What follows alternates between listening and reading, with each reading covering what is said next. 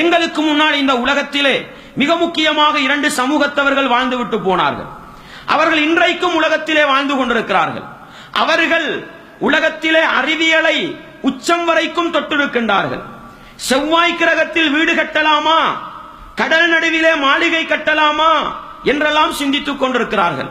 இந்த அளவு சிந்தனையிலே உச்சகட்டத்தை தொட்டிருக்கின்ற அந்த சமூகம், அறிவியலில் உச்சகட்டத்தை தொட்டிருக்கின்ற சமூகம், இந்த உலகத்தையே நாங்கள் தான் ஆட்டி படைக்கிறோம் என்று சொல்லுகிற அந்த 2 சமூகம், யூதர்கள், அவர்களுடைய அடிவரடிகளாக இருக்கின்ற கிறிஸ்தவர்கள், இந்த 2 சமூகமும் ஏன் சீரழிந்து போனார்கள்? அவர்கள் ஏன் நாசமாகி போனார்கள்? அறிவியலில் உச்சகட்டத்தை தொட்டிருக்கிறார்கள், உலகத்தை வழிநடாத்த தகுதியானவர்கள் என்று போற்றிக் கொண்டிருக்கிறார்கள். ஆனால் அவர்கள் உலகத்தில் குர்ஆன் சுன்னாவுடைய பார்வையில் சீரழிந்த சமூகம். காரணம் என்ன தெரியுமா? அல்லாஹ் அந்த உண்மையை எனக்கும் உங்களுக்கும் பாடமாக சொல்லி காட்டுகிறான். 57வது அத்தியாயம் 16வது வசனம். ஒரு சமூகத்தை சீர்திருத்த வேண்டும், ஒரு சமூகத்தை நன்னெறிப்படுத்த வேண்டும் என்று ஆசைப்படுகிற ஒவ்வொரு இயக்கங்களும், ஒவ்வொரு அமைப்புகளும், ஒவ்வொரு சமூகமும், ஒவ்வொரு சமூக தலைவர்களும், ஒவ்வொரு பள்ளி நிர்வாகிகளும், ஒவ்வொரு பாடசாலை அதிபர்களும் இந்த குர்ஆன் வசனத்தில் ஆழமாக கவனம் செலுத்த வேண்டும். அல்லாஹ் சொல்லி காட்டுகிறான், அலம் யஅனி லில்லதீன ஆமனு அன் தக்ஷஅ குலூபுஹும் லிதிக்ரில்லாஹி வமா நஸல மினல் ஹக்.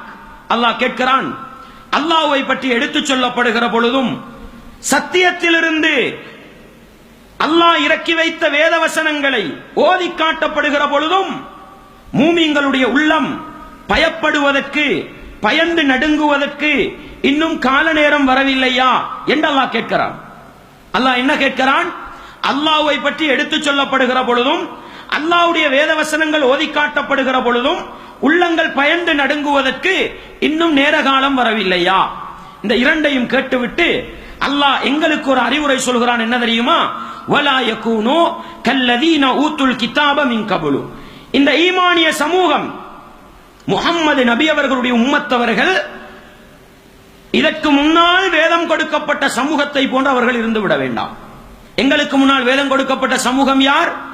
யூதர்களும் கிறிஸ்தவர்களும். அல்லாஹ் சொல்கிறான், ஈமானிய சமூகம் முஹம்மது நபியுடைய உம்மத்தவர்கள் அவர்களை போன்று இருந்து விட வேண்டாம்.